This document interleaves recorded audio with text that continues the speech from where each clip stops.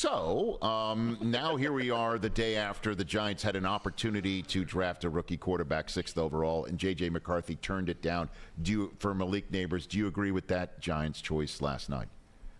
I don't believe that the Giants have been – I'm trying to play this as well as I can. You always lead me to the places that – I don't believe that the Giants have, in our tenure covering the draft, yes. I've covered it for about 10 years, they've been easily a bottom half draft team. Easily. They're similar to kind of what I was just talking about with Atlanta. They're not cohesive. Doesn't feel like there's a great plan. It feels kind of ready, fire, aim a lot of the times. I don't believe.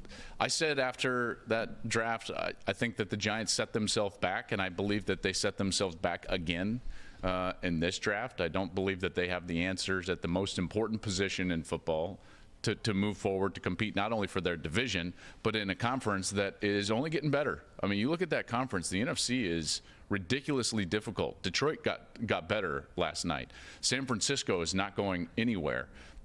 You're going to have to deal with those teams. Chicago is going to be a real threat.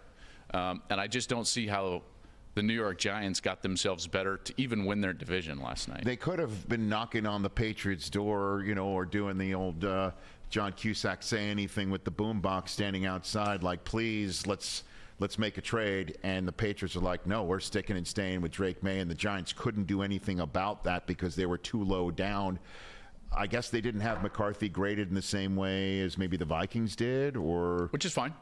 That may be their sense of it. That's fine. And by the way, that's better for JJ. One thing, you just had Dan on, and he was talking about the location and fit for JJ, and I totally agree with everything he was talking about the great situation for a rookie quarterback that J.J. McCarthy is in. And in a lot of ways, if I was J.J. McCarthy, you don't want to say publicly, nor would he, that, oh, man, like I probably didn't want to go to the New York Giants. But if you look at the two situations and the situations for a young quarterback to succeed, he went to the better place. Talked to him last week when I was in Ann Arbor, and he told me, he's like, man, I would do anything to make sure I go to Minnesota. He said that. 100%. And even to the point where he thought, listen, if Minnesota wanted to deal up to Los Angeles to 5, like if that was going to play out where they felt like the Giants were really in play and Minnesota was going to have to move up, JJ was like, I'd be texting coach and be like, do the deal.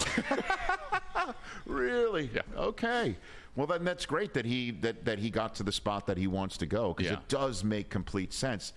Again, I had my phone blowing up during the draft from Giants fans basically saying, should we have taken JJ? I'm like, listen, I'm biased. I think the kid's a winner. I think him on a New York stage would have been electric, but they must have felt differently. And Malik Nabers is going to go there, I guess, for Drew Lock or Daniel Jones, who they have one more year of for sure. So Atlanta double-dipped, and New York still doesn't have an answer. So what I guess you would rather double dip than not having an answer, right? Well, yes, if you put it that way, I would rather have two answers rather than none. So maybe New York is the one that we should all be scratching our heads out in the top 10. Catch the Rich Eisen Show every single day on the Roku channel, 12 to 3 Eastern, for free.